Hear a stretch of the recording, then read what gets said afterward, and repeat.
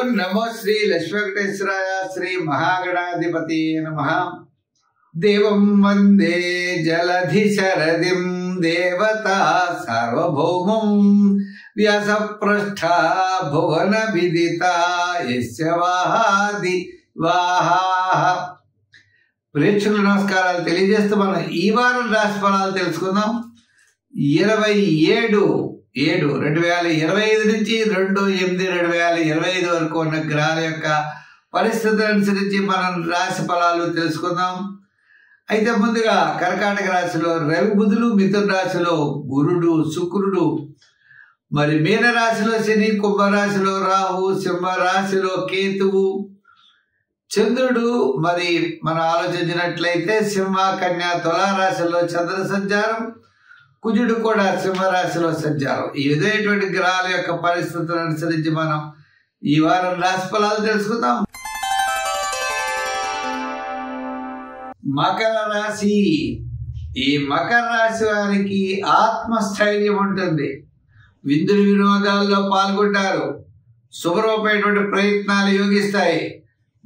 అంటే అమ్మవారి యొక్క క్షేత్రాలను దర్శిస్తారు. ఆధ్యాత్మికమైన చింతన పెరుగుతుంది.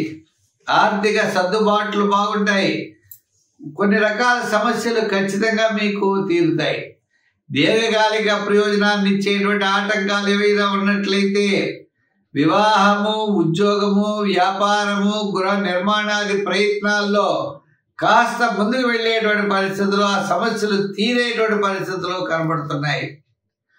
చేత ఉద్యోగపరంగా మీకు ప్రమోషన్, పదోన్నతులకి రావడానికి ఛాన్స్ ఉన్నాయి.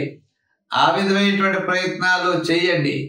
రాజకీయ పరంగా కాస్త గుర్తింపు పెరుగుతుంది. వృత్తుల పరంగా మనం చూస్తే ఆర్థిక డెవలప్మెంట్స్, ఆర్థిక ప్రయోజనాలు ఉన్నాయి. ఈ వృత్తుల్లో కూడా వార ప్రారంభం సామాన్యంగా ఉన్న వారపు మధ్యలో వారాంతము అన్ని విధాలా కూడా యోగదాయకంగా కనపడుతోంది. వార ప్రారంభంలో ఇండైజెషన్ ట్రబుల్స్, స్వల్పమైన అనారోగ్య సూచనలు ఉన్నాయి. మధ్య నుండి విజయం తప్పనిసరిగా మీరు సాధించగలుగుతారు. ఆర్థిక పరమైనటువంటి ఇబ్బందులు తగ్గుతాయి. మీకు రావాల్సినటువంటి పాత బకాయిలు వసూలవుతాయి. దూరం నుండి శుభవార్తలు అందుతారు.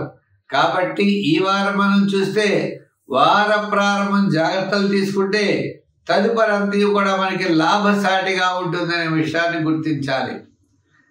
సంఖ్యల్లో మనకి 8 కలర్స్లో లైట్ బ్లూ కలర్ ధరించండి. మరి ఆరాధన చేయాలి కదండి. ఆరాధన అంటే శివారాధన చేయాలి. మరి గురుడు షష్ఠ స్థాన సంచారం వల్ల మరి చిన్న చిన్న శత్రుబాధలు, గొడవలు, వివాదాలు రావడానికి అవకాశాలు ఉన్నాయి. అంచేత శివక్షేత్రాలను దర్శించడం, శివాలయానికి పెడుతూ ఉండడం, ప్రతి అవకాశం ఉన్నప్పుడల్లా ఉలవల్లి ఆవుకు పెడుతూ ఉండడం చాలా మంచిది. తద్వారా మీరు విజయాన్ని సాధించగలుగుతారు. గోసేవ చెయ్యండి, విజయం మీ దగ్గర ఉంటుంది.